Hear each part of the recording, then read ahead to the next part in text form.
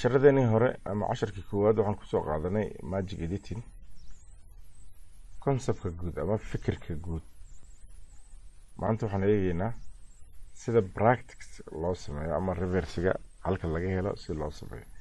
waxaan idin sheegayaa barnaamij kasta ama barnaamijyada guud ahaanba ee studiyaasha anagu isticmaalno boqolkiiba 90 ku dhex jira wax la yiraahdo reverse.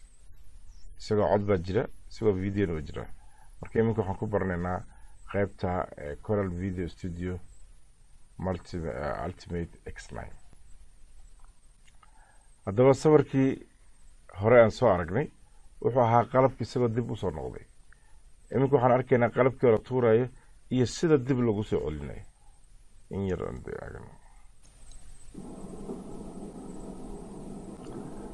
waka buleedkii wax lagu jirjiray tuuray muuska buu tuuraya. haddana ugu dambeyntii wuxuu tuuri doonaa insha Allah midida hadhow marka reverse markay noqonayso waan arki doonaa tan ugu dambeysa ama shayga ugu dambeeya ama waxa ugu dambeeya ee la tuuro ama meel aad dhigto ka ayaa noqonaya kan kugu soo horeeya.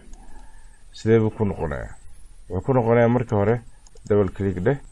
markaad tiraahid adoo markaad isticmaalaysid X9 ama Ultimate X9 halkaa waxaa ku yaala reverse video, reverse gitaabo eeg. marka halkii ugu dambeeyay wixii uu tuuray ayaa wuxuu noqon doonaa halka ugu horeeya markuu reverse la tago. marka halka hore aan geeyno kow eeg.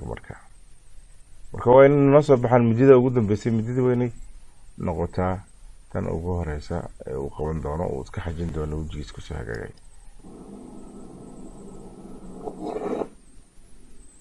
wala u dhigaya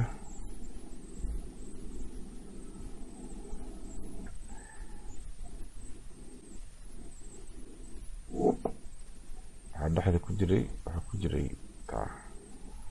bal wuxuu sameyn lahaa baan doonina markii aan aragno horena u soo aragno wuxuu sameeyay. marka sida uu sameynayna arkeen hadana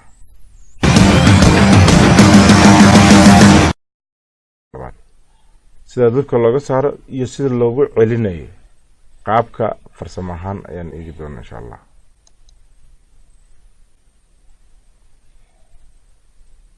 kolbeyn baan eegina ka yar badbaadin si aan waqtiga laga faa'iideysano. muski waa ka kii ugu dambeeyay ee lagu celinayo waa ka isagoo laga qaaday. haddana waxaan eegi doonaa isagoo la jarjarayo. waxaan soo aragnay isagoo la isku soo celiyay imkan isagoo la jarjarayo eegina. saas loo jarjarayaa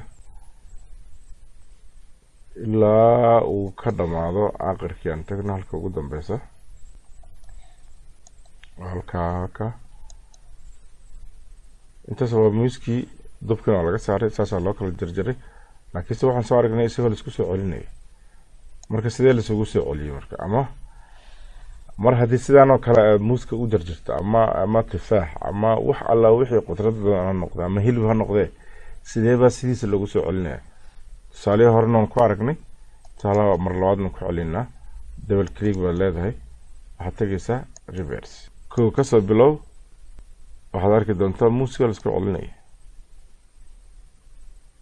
wuxuu matalayaa inuu isku soo celinayo duulal soo dejinayo wax la mid ah. waa in saraacadka aflaanta aan ku aragno waa sidaas. waa ka dib isugu celiyay casharkeeni ku saabsanaa reverse ama Isweydaar magic editing. inta ay ku joojinayna waa injineer maxamed cabdullaahi maadi oo idin leh fi amaanillah iyo cashar dambe oo xiiso leh. السلام عليكم ورحمة الله وبركاته.